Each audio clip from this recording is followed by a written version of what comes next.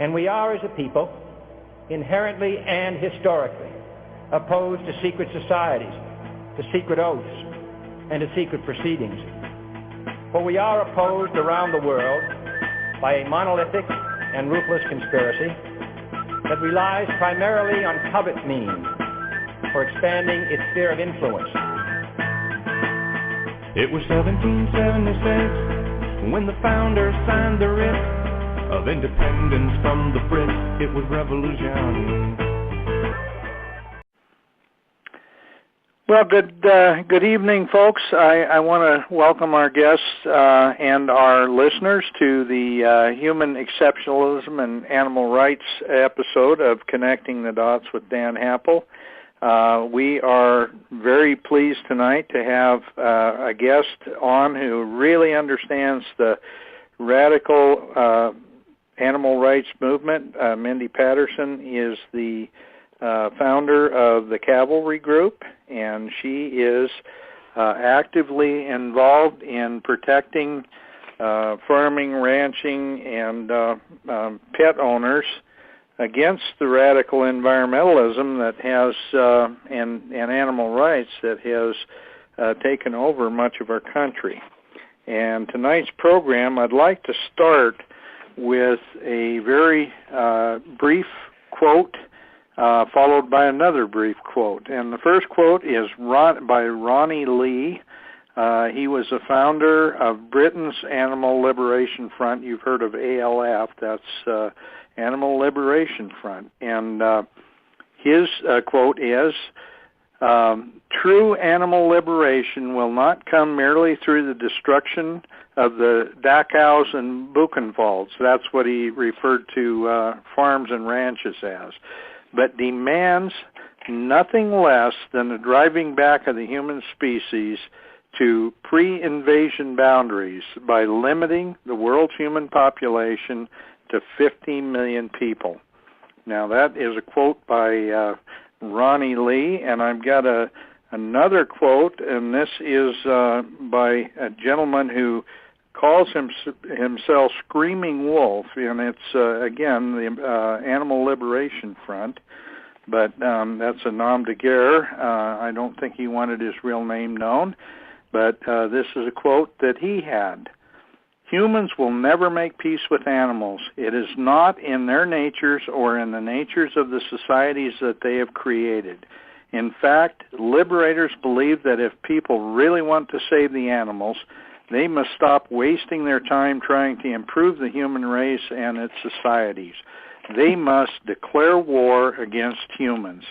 They must join in this revolution," unquote. So, with that, Mindy, welcome to our show, and I wanted to indicate just exactly how radical some of the thinking that is behind the animal rights movement. Not all are that way, but certainly some of the more radical ones, and they're really the ones driving the agenda. So, Mindy, with that, would you like to kind of briefly give a little bit of background on your work and your group, and then let's talk about what animal rights really are. Certainly. Well, our group, the Cavalry Group, is in its 5th year of business. We launched with the intent of protecting the little guy. And we have members in the 48 continental states who raise, breed, and work with animals, everybody from deer farmers to dog breeders, cattle ranchers to sheep farmers, elephant trainers, big cat owners.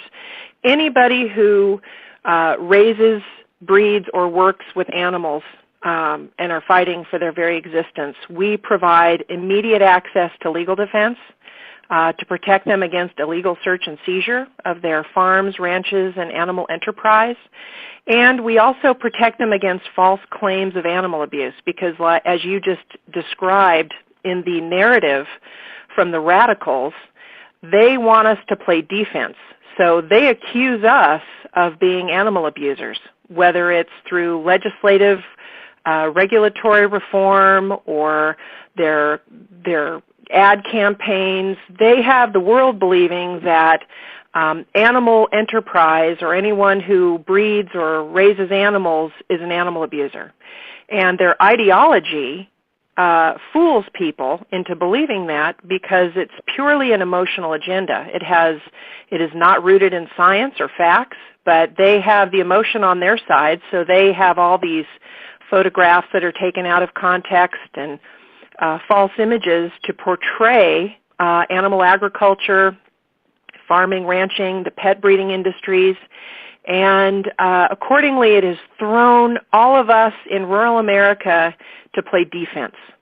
And we launched the Cavalry Group because we know that the rule of law provides that Americans are innocent until proven guilty in a court of law based on facts and evidence, not emotion or conjecture. And unfortunately for animal owners today, the opposite is true, or seems to be prevalent rather. And so the animal rights zealots use false claims of abuse and anonymous tip lines to convince overzealous prosecutors and sympathetic judges to issue warrants when in most cases no facts or actual witnessed evidence is provided to obtain the warrant. So not only are these animal enterprises under attack and private property, but our constitutional rights are under siege as well. So the Cavalry Group is all about protecting the rights of the individual. We're about protecting the constitutional right to due process, the constitutional right to private property, and the root of all of that is animal ownership for our members. Because we know that through these legislative efforts or efforts through the infiltration into local government, their intent is to force people into playing defense, and perhaps those who don't even know what their rights are. You know, I mean, a lot of these, in other words, as a result, a lot of animal owners and animal-related businesses live today with the daily terror that fraudulent claims, anonymous tips, or animal rights activists' internet campaigns could result in law enforcement arriving at their door and their animals being seized without due process. So coupled with the real fear for animal owners and their extravagant animal care bonds that they have worked with local animal control and so forth, these things are real daily threats to animal owners all over the country. And keep in mind, these are people who are licensed, inspected, abiding by the law. The animal rights groups really aren't after the unscrupulous or the people who aren't abiding by the law. They're about thwarting the law-abiding animal owners into playing defense to defend their farms and ranches and animal enterprises. So the Cavalry Group, if you're a member, we give you an emergency phone number to call to get help from attorneys and so forth to protect your animal enterprise. Now, Mindy, is this a subscription arrangement, or is this something that individuals will contact you and hire you as legal consultant? Just exactly how does Cavalry Group funding to keep your group going, how does that work? We are member-based. So all of our funding comes from memberships. So we basically have this core legal team on retainer, and our legal team is with Goldberg Segala out of St. Louis, and because they have a legal network, they can legally practice in the 48 continental states to represent our members. Wonderful. Good. Well, I think we need to understand one thing that is driving the radical animal rights group. And incidentally, I know there are a lot of good people, like everything. There are a lot of good people that become part of this movement that don't realize just exactly how insidious and radical the core concepts are. But the bottom line is, with the radical environmental and radical animal rights movement, it's all about getting rid of humans. Is that an understatement? That is an understatement. And, you know, in 2010, I ran one of the campaigns to defeat the Humane Society of the United States ballot initiative It was called the Puppy Mill Cruelty Prevention Act, a very deceptive title. A lot of people refer to it as Proposition B. But in 2010, they fooled a lot of Missourians into believing at first that it was all about animal welfare. And that's what they do with everything, all of their campaigns. And rooted in the language and the legislative intent of the bill was to set a precedent to come for more. I mean, HSUS doesn't do anything without setting a precedent. So they were working to further regulate not just the dog breeders they claimed needed further regulation, but they claimed that within the bill they defined pet as any domesticated animal. And that could be a cow, could be a pig, could be a chicken. All these things are setting a precedent to come for more. Right, right. And every time they gain ground with one of these laws that they manage to get passed, it's not like they're ever satisfied with that law. It's only a stepping stone, just one short stepping stone in a long path. And the ultimate bottom line is they want to get rid of all animal ownership, all pet ownership, all farming and ranching. They want us to be in a vegetarian world, and they want to reduce the human population to an extremely, well, in our thoughts, extremely low level, because they don't recognize human exceptionalism, and that's kind of the cornerstone, isn't it, of the animal rights movement? Absolutely, yes. The animal rights movement was born in academia, and they equate animals to humans or even elevate animals above humans. And by doing so, we diminish the sanctity of human life. And they want animals to have rights. Cass Sunstein, who I know you've talked about him before on your program, who acted as the regulatory czar for the Obama administration until September of 2013, I believe it was. And being the regulatory czar and knowing his ideology as a vegan animal rights activist, he makes no bones about the fact he is a animal rights activist. By expressing that ideology and pushing that through his regulatory reform, he was chipping away at our. He believes, in other words, that animals should have rights and humans should not. In fact, one of the things that Cass Sunstein is for, if you were to Google his name, one of the platforms that he's most well known for is the fact that he's devoted to establishing legal rights for livestock, wildlife, and pets. And he's also anti-Second Amendment. So these are the people who have been pushing the regulatory reform at the federal level. Mm-hmm. Yeah. In fact, there is a group, if I'm not mistaken, that and people that live in rural areas need to understand that there's a group that is actually very openly anti-hunting, and they're doing everything in their power to make sure that they eliminate as much of the Second Amendment as they can to make sure that animals can no longer be wild animals can no longer be hunted. So that's part of the movement too. Tell me, Mindy, what about what would we call the basic animal rights under the I guess the definition that the animal rights group would like to see happen? What are the actual rights of animals? They have no rights. Animals don't have rights. I mean, are you saying that, well, they're our property? Right. We understand that that's the classic definition. Now, what I'm asking is, what is the radical animal rights definition of animal rights?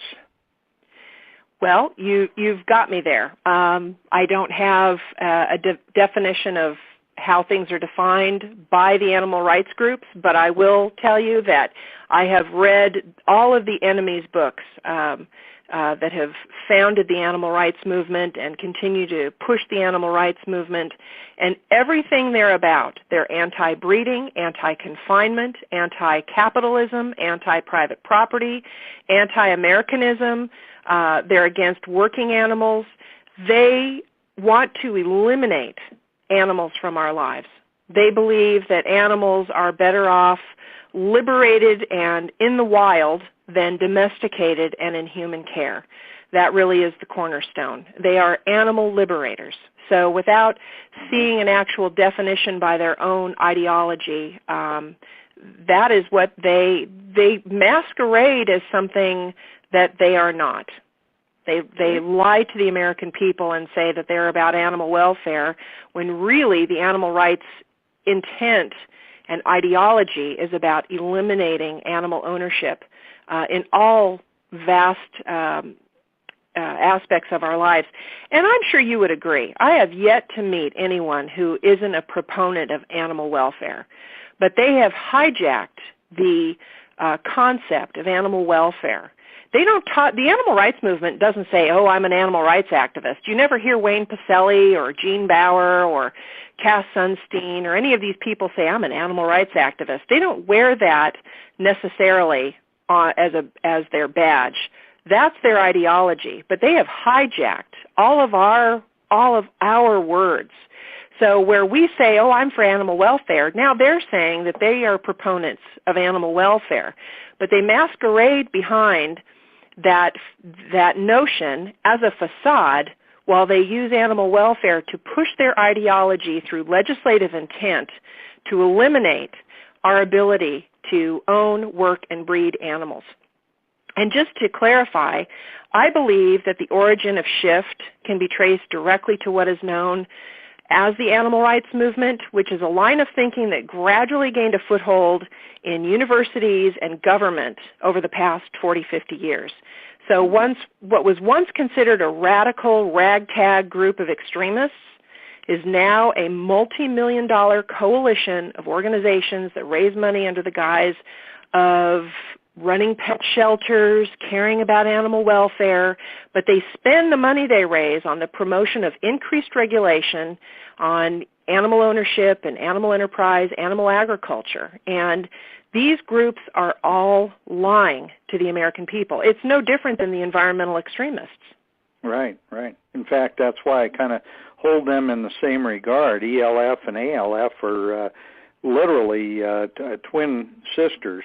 And one of the things that and incidentally, you did an extremely good job of defining what the animal rights movement really believes, because that was exactly what I was looking for, and you did a good definition whether you realized it or not.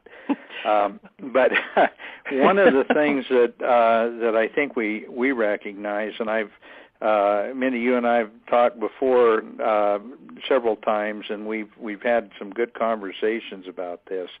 But the bottom line is this is really all part of a much bigger agenda to destroy private property in the United States.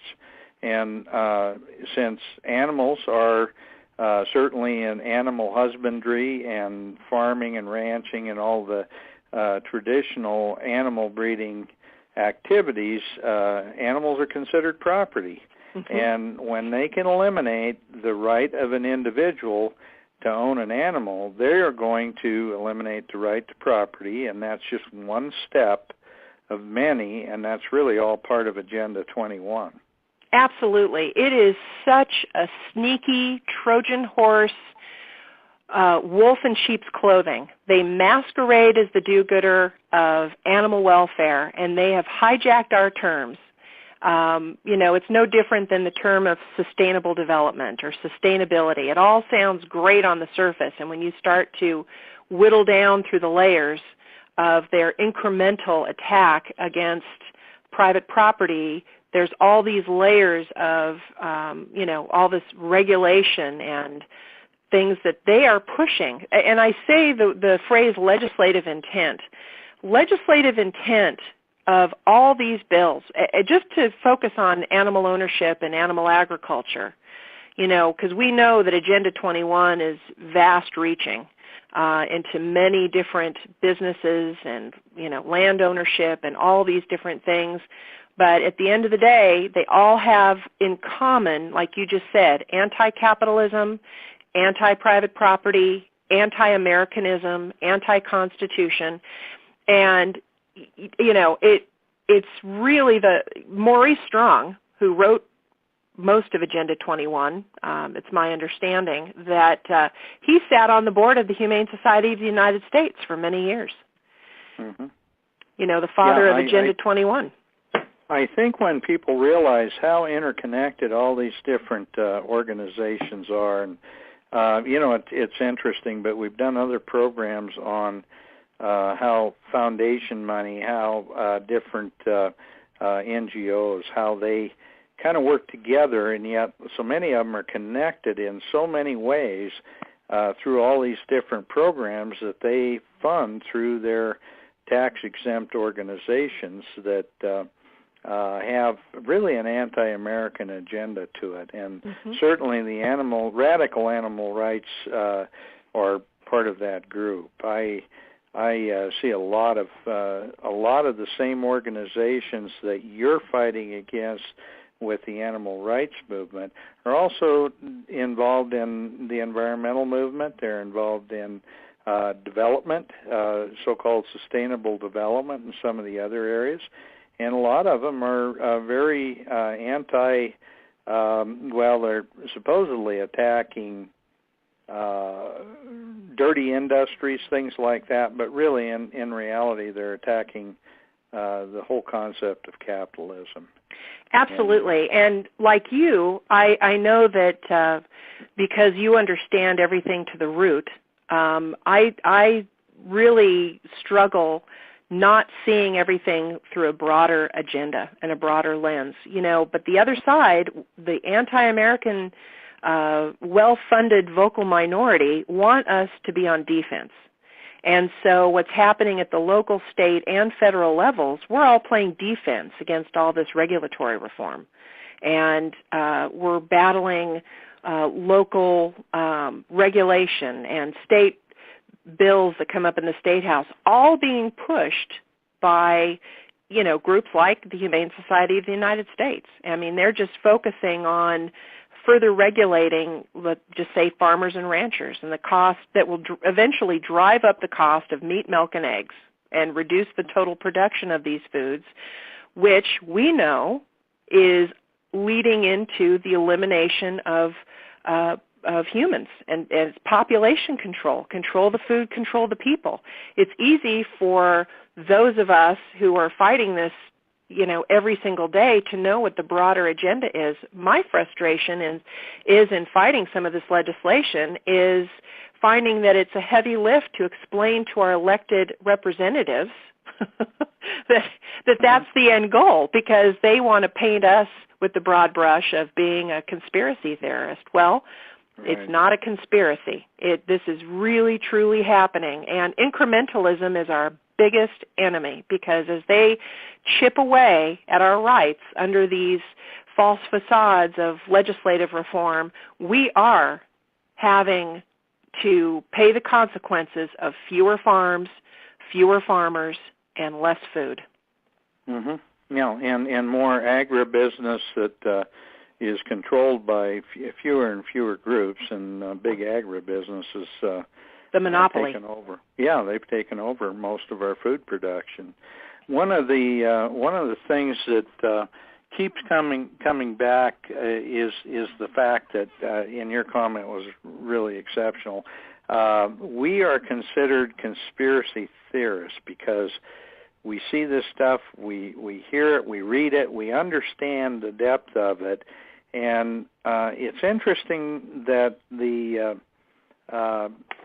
elected leaders that we have are so willing to paint us with that brush, but yet they're so afraid to look at the actual conspiracy, not theories. These are not theories. These are actual conspiracies, and if they look at the big picture, they can't miss the total, the depth and the totality of these conspiracies to reduce human population and to reduce the rights of private property. Absolutely. Absolutely. Well, as I mentioned with the ballot initiative that came to our state of Missouri with the Puppy Mill Cruelty Prevention Act, these well-funded animal rights groups are also pushing all of this legislative reform at the federal level too. And it's insidious. They have bought off, if you will, a lot of our elected representatives at the federal level and at the state level, and they're pushing their ideology to get this stuff passed. And I can give you some examples of some of the bills that are even passing at the state and local level. Mm-hmm. Yeah, please do, because I've been reading a lot of this stuff, and I know they've been at work all over the country with this stuff. So please use specific examples.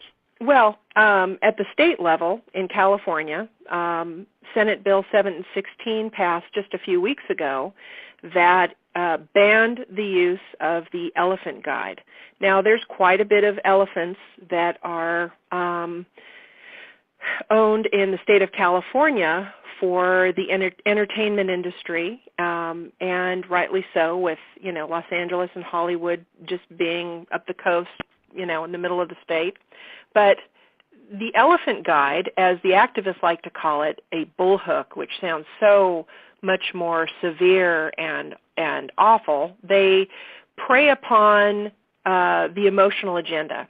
Now, what's sad about this is that by banning the elephant guide, it does two things. One, it sets a really bad precedent to come for other things. What's so different from the elephant guide than a show stick for the FFA 4-H kids that they use at their events? It's very concerning to us that these show sticks will be next on the agenda to be eliminated by PETA and HSUS and the ASPCA. They don't like these animals. They consider it exploitation for these animals to be owned at all, let alone being in a show ring or used in entertainment. But they're forcing their ideology on the naive people of these states. So California SB 716 passed. So now some of our members who own elephants in Southern California, if they have no job for these elephants, if there's no way to give their primary source of income employment in films and entertainment, how are they supposed to feed these animals, and where will they go from here? That's the sad consequence, and we believe it to be an intended consequence for these animals. And it's really sad. And these things are passing at the local level. Pittsfield, Massachusetts, 1 month ago, had legislation that passed unanimously at the local city council level that banned the display, they called it, of non-domesticated animals for entertainment. In other words, animals in circus. Well, they're trying to tell these city council people that the circus owners went and captured these animals from the wild and they're exploiting them in the circus. And nothing could be further from the truth, because these animals have been born in the U.S., they're domesticated, they only know their existence in human care. They rely on human care for every aspect of their lives, and to remove that ability for them to now have a job is a death sentence for these animals. And that is what a lot of these elected representatives at the local, state, and federal level do not understand. It's really sad. And some of this other legislation that I'd like to share with you and your listeners is really scary, because they pass under this cloak of animal welfare when actually they're working to chip away at our constitutional right to due process. There was a bill, actually it's still in the state legislature in Tennessee.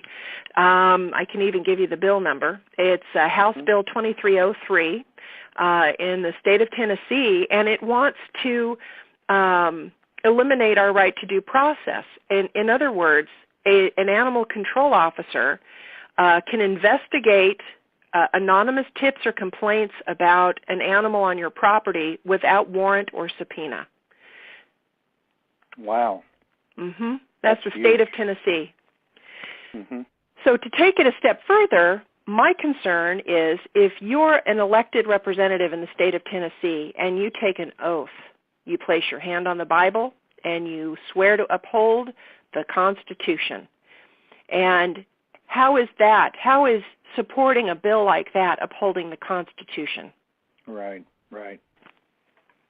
I think that's always been an issue because, frankly, most of this stuff is so anti-constitutional, and yet our elected leaders seem to not have any problem with that. And, of course, that's how we've gone down this slippery slope all these years, is the fact that they've allowed these special interests to really change the perception of what our rule of law is all about. Yes, exactly.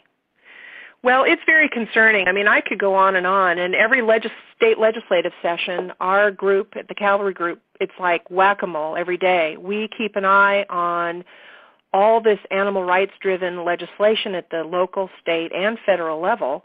And, there are all these bills that masquerade as wanting to protect animal welfare, which, by the way, there's really no crisis in animal welfare in our country. And they're wanting to prey upon this crisis they've created to solve with more regulatory reform, just like these progressives are doing with everything. But when you really drill down and actually read the bill, most of them are violating due process. I mean, there are even bills in other states that want to allow confiscation of animals without a witnessed affidavit. Wow. Mm-hmm. Yeah, that's huge. That is an absolute violation of due process. Well, Mindy, would you talk about specifically who some of the people and organizations that are really the crux of the more radical groups that are behind the animal rights agenda? Absolutely. Well, the most well-known group is the Humane Society of the United States. And they have really ramped up their efforts legislatively. From about 1994, when Wayne Pacelli, who's the president and CEO, arrived on the scene at the Humane Society of the United States, they really started to ramp up in their legislative reform at the local, state, and federal level. And Wayne Pacelli himself was appointed CEO in 2004. And when you go to D.C., you know darn well that he has been spending a lot of time walking up and down the halls of the Capitol meeting with congressional members. And by the way, this is not a Republican-Democrat issue. This is a fight against the Constitution. This is an American issue because Wayne Pacelli has brainwashed people on both sides of the aisle. And unfortunately, we have Republicans who have succumbed to his brainwashing. And so the Humane Society of the United States is one of the better-known organizations and very well-funded, very, they have 2,000 attorneys working for them pro bono across the country. Wow.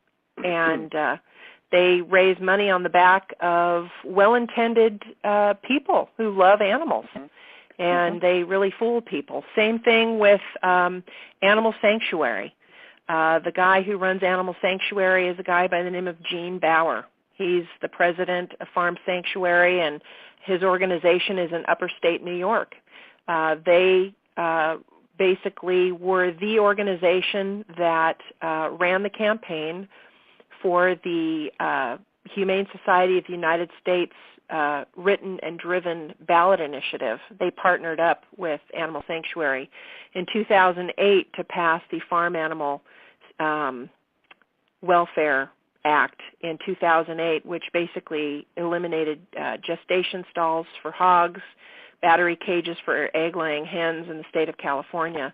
And Gene Bauer is the man who runs that organization, and he testifies against carriage horse companies and all these animal enterprises.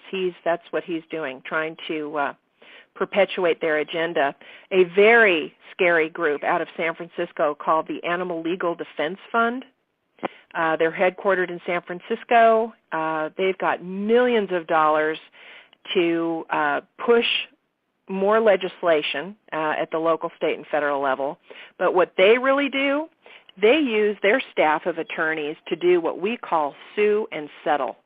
They force a lot of animal owners, animal enterprises to defend themselves legally. An example is we became aware of a small zoo in Iowa a couple years ago, and the Animal Legal Defense Fund claimed that they had animals that were on the endangered species list that they should not be owning. Well, all of this was false, and even though it was under false pretenses, the judge believed that it had standing somehow and forced the zoo owner to defend themselves. They won in court, not just once but twice, and the Animal Legal Defense Fund kept coming at them, forcing them to spend money, and eventually that well dried up and they gave up. They gave up fighting, and the Animal Legal Defense Fund claimed victory on the fact that they could no longer afford to fight back, and that's what some of these groups do. There's another group that I'm sure a lot of your listeners have never heard of, and that's called the Global Animal Partnership. The Global Animal Partnership is a very interesting group because they are very active at the national and international level. The person who runs the Global Animal Partnership, her name is Mayan Park. She used to be with the Humane Society of the United States, and she's now the executive director of the Global Animal Partnership.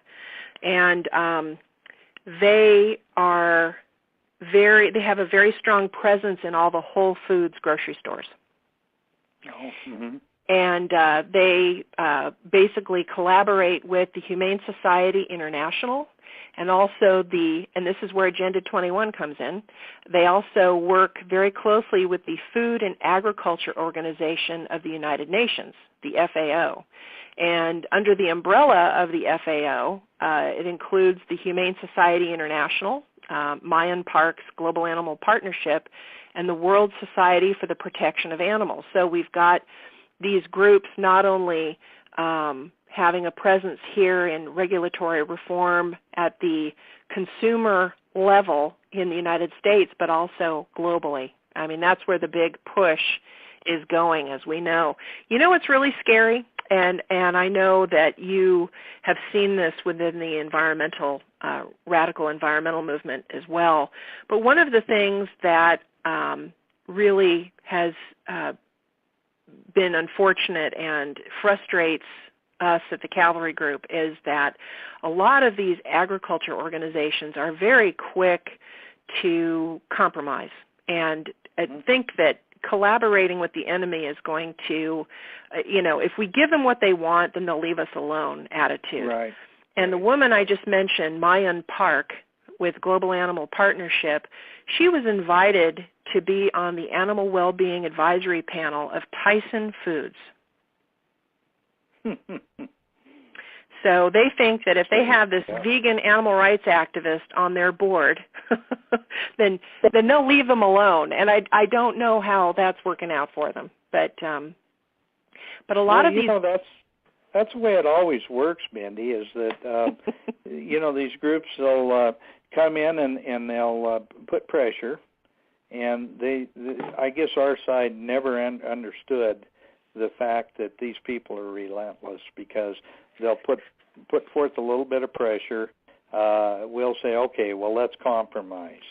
And so we get a little closer to their side of the issue, which is basically world socialism, world Marxism, and a lack of private property.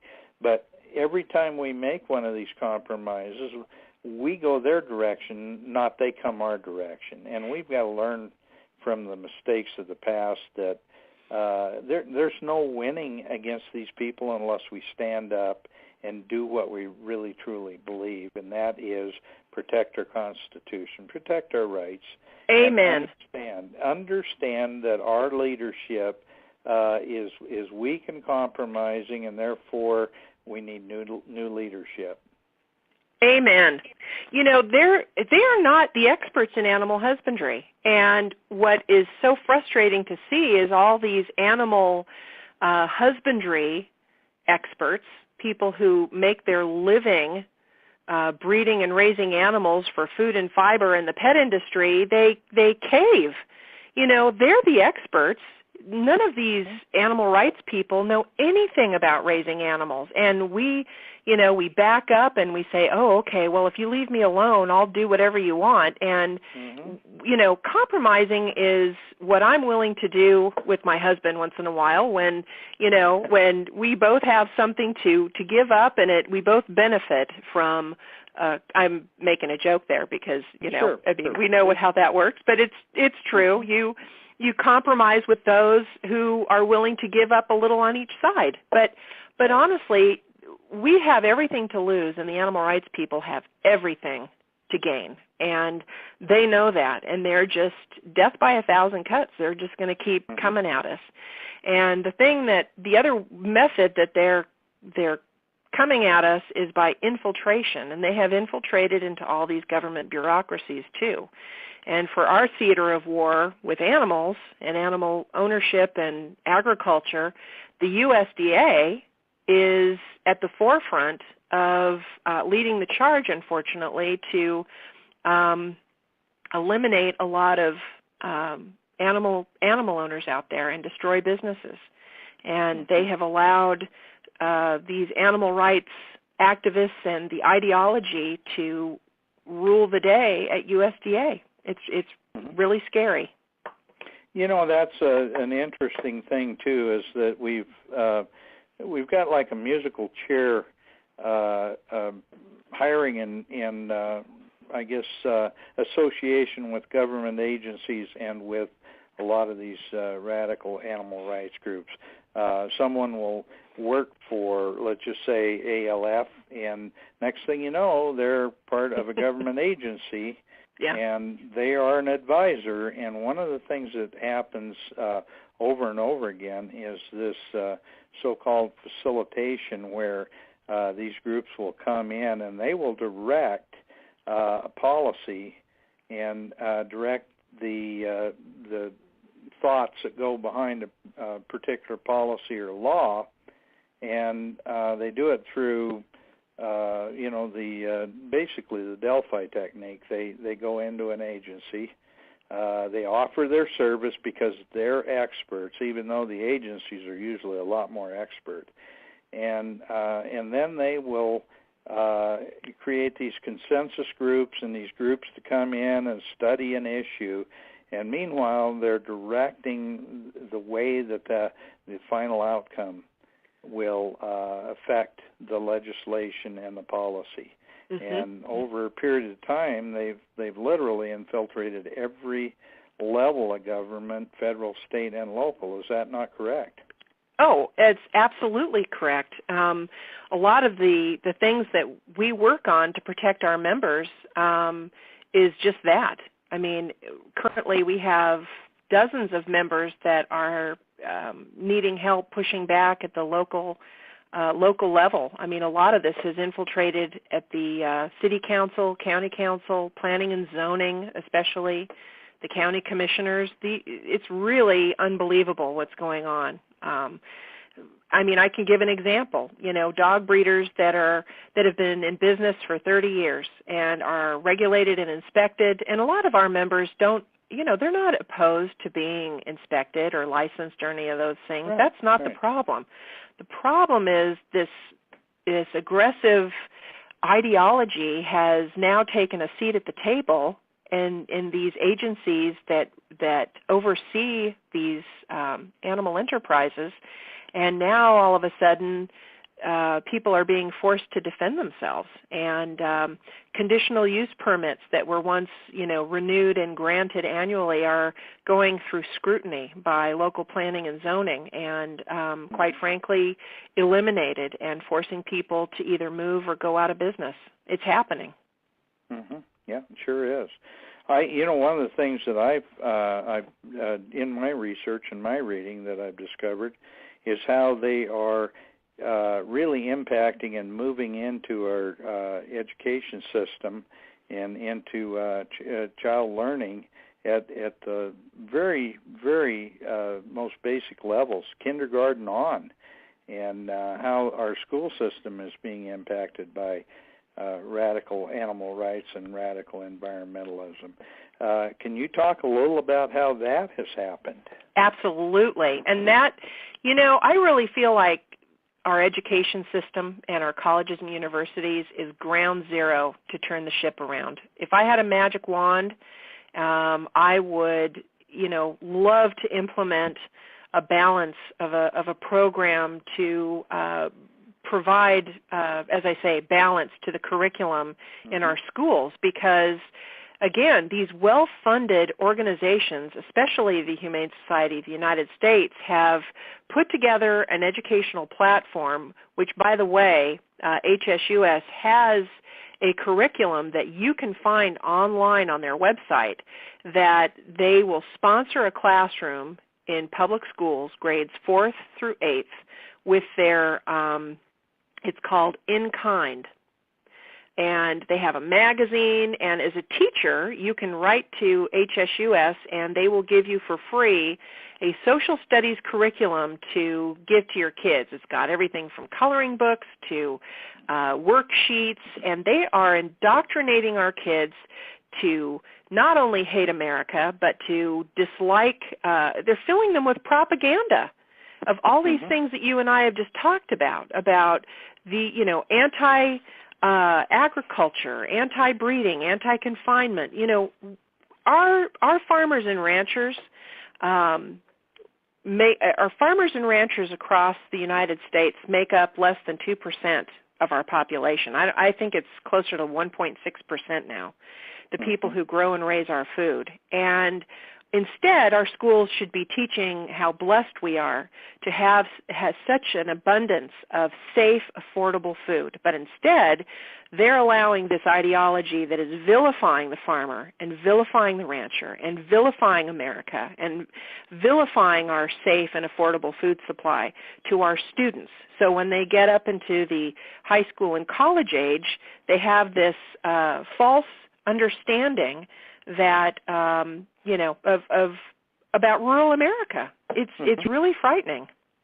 Yeah, it really is, and so many of these kids don't have any idea where food even comes from, but they hear these anti-humanist agendas that say, animals are superior to humans, and therefore we need to reduce the human population. And of course, that eugenics movement's been happening for 120 years, but that really is the bottom line. Is it's all about reducing the human population to a level that they consider sustainable, and that is anywhere from numbers I've heard from 50 million to a billion people, but it means that we're going to eliminate about 90% of our human population.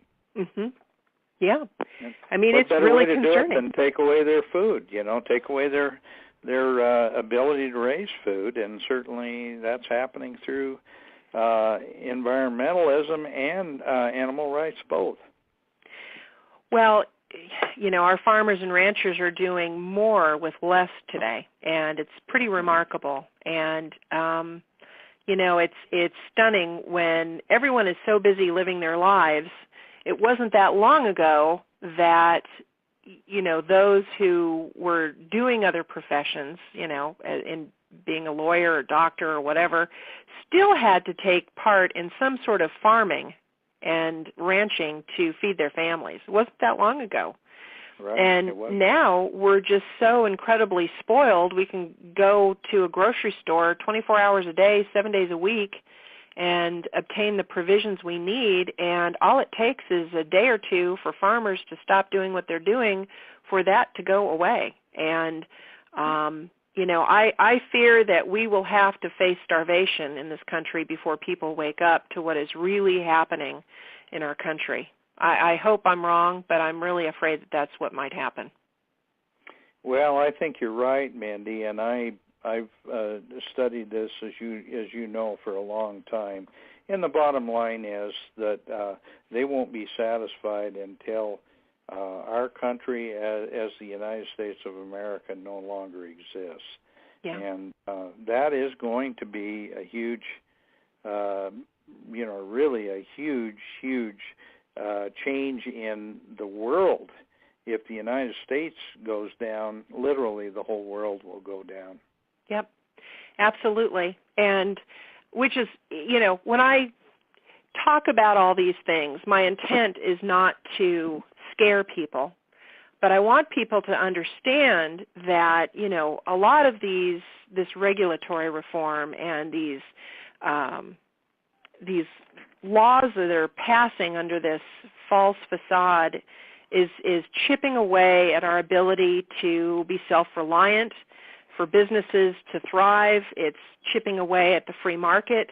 All of these things, and some people will say, well, that has nothing to do with me. Well, if you eat, then you're involved in agriculture. Everybody needs to be involved in this.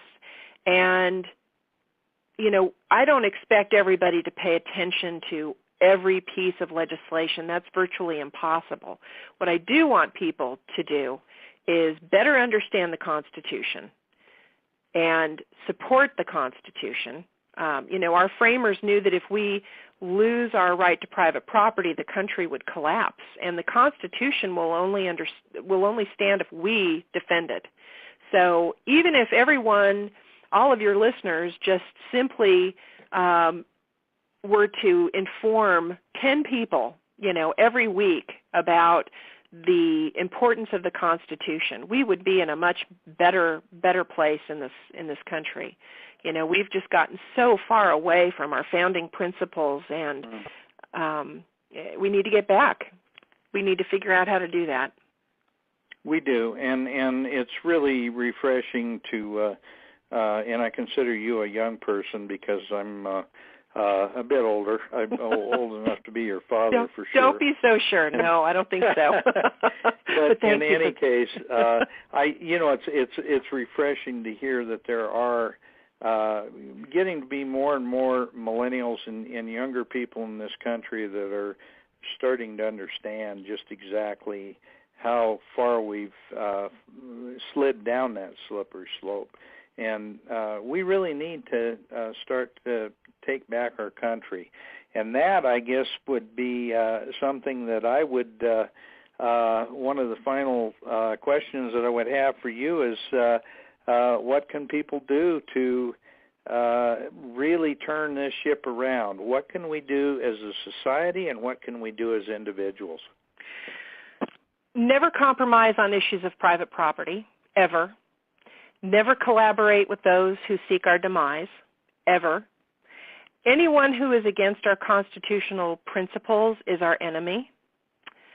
Always question the premise.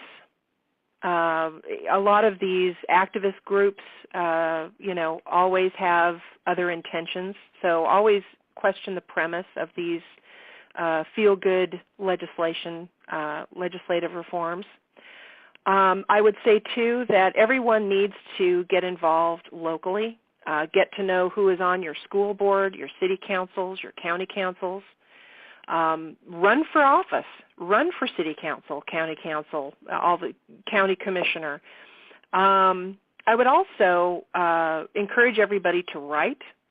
I have never considered myself to be a strong writer, but for the last few years I have been writing articles regularly to submit to magazines and newspapers, and even if it's an op-ed piece, everybody needs to write. And if you are a farmer, a rancher, someone who raises animals for your living, invite your elected representatives at the state and federal level, even your city council people, to come to your facility and to come to your farm, see what you do, and explain to them how you feel under siege. If we don't educate these people who we've elected and and if they are not representing our interests, we need to remember that we're a representative republic and vote them out of office.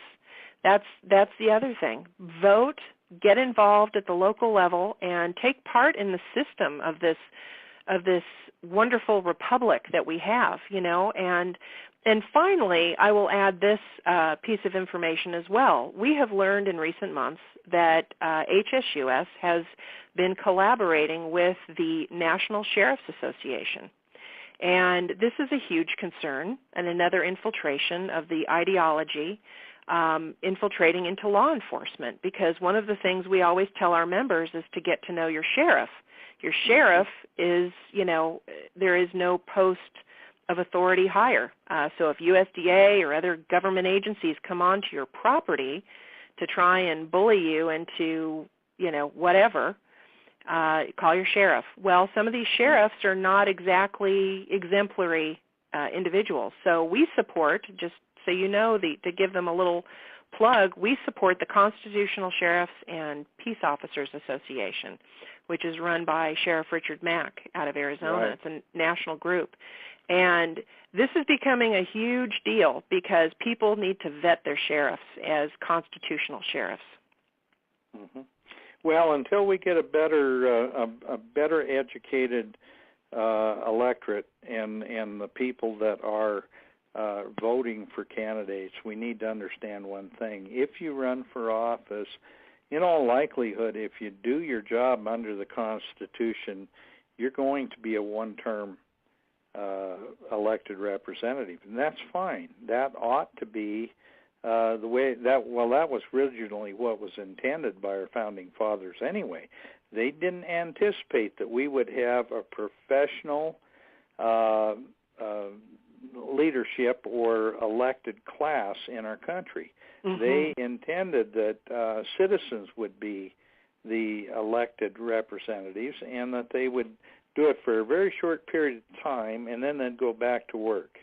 And we've created a professional elected class in this country, and it's really the same thing with the bureaucracies in our government agencies. And we need to get people that care enough to be a one-term person, and hopefully in time the electors will actually learn enough about our system that they will start electing better people on an ongoing basis. But take the risk. If you're an individual that cares about this country, you really should run for political office if you feel you can make a difference. Amen. I love that. So well said, and I agree 100%. You're right, and I think a lot of these politicians get so engrossed in being a politician that they forget that that was not the intent to make that a career, Right, exactly. And we need to go back to the idea that the elected officials, that their number one responsibility was to protect the Constitution and the Bill of Rights, and it isn't to make people feel good. It isn't to play Santa Claus with other people's money. Your responsibility is to protect the Constitution, and frankly, most of our elected officials anymore, all they want to do is make people happy, and the best way to do that is give somebody something with other people's money. Exactly. Well, they all take an oath.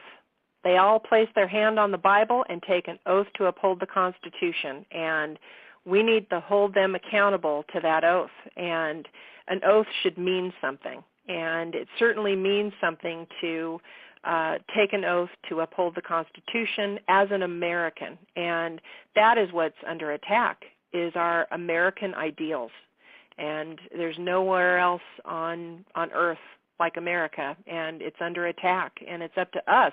It's our turn to be in the fray, to defend America, and that's really what you're doing with your wonderful show, is protecting its idea. And I hope that it's around for endless generations to come. But right now, it's really under siege. It's very worrisome. Mm-hmm. We really are. Well, Mindy, I would like to give you the last few minutes here to talk a little bit more about the Cavalry Group and ways that people can get in touch with you, that our listeners, in case they need your services or your group, ways that they can reach you. And then we will, I think this conversation is going to be an ongoing one, so we certainly look forward to having you back at some point. But take a few minutes and just let our listeners know exactly how to get in touch with you and groups that you're involved with and ways that they can, when they need your service, they can get in touch. Well, thank you, and thank you so much for having me, Dan. This is just so wonderful to be with you on your show. I appreciate all that you do. Sure, the Cavalry Group has a website. It is www.thecavalrygroup.com, spelled like the military infantry, not the church. Well, it's commonly misspelled, and that's CAVALRY. And we are member-based. We are funded by our memberships, which has attorneys on retainer and allows us the ability to fight back against all this legislative reform at the local, state, and federal level, which we do on a continuing basis every day. But we are about protecting those who raise, breed, and work with animals. And historically, those individuals have always been revered and lauded in America. But today, across America, our rights to own and raise animals are under attack by animal rights activists, environmental extremists, and their increased influence on government and non-governmental agencies which oversee all of the issues pertaining to animal welfare. So the onslaught, which regularly violates the protection from illegal search and seizure and a citizen's right to due process, which are all outlined specifically in the U.S. Constitution, is what we are about, and protecting our members against this onslaught of these radical ideology that's trying to take away their right to own, raise, and breed animals. So whether you are involved as a farmer or rancher, you own a dog kennel or a rabbitry, or maybe a deer farm, we'd love to have you as a member. We fight every day to protect your rights in the 48 continental states. So if you have any questions, you can certainly call us at the office. We have a toll-free number, and that number is 855-748-4210. And we are working very hard to hold everybody together so that hopefully all of this will slow down in the months or years to come. But, even though if things were to take a shift to our side, we must remain vigilant always, because Absolutely. This will always be a perpetual a fight. And ignorance is also our greatest enemy. Too many people. I have to interject. My apologies, ladies and gentlemen. The call, normally our radio show, and just because we were having some technical difficulties, is limited to an hour. And so what we're trying to do is refocus the final minutes of this to close out this radio broadcast. We do appreciate you guys coming on these calls week in, week out. And please note, we will be back next Thursday, 6 p.m. Pacific. God bless you. Good night. We'll see you next week. Bye-bye.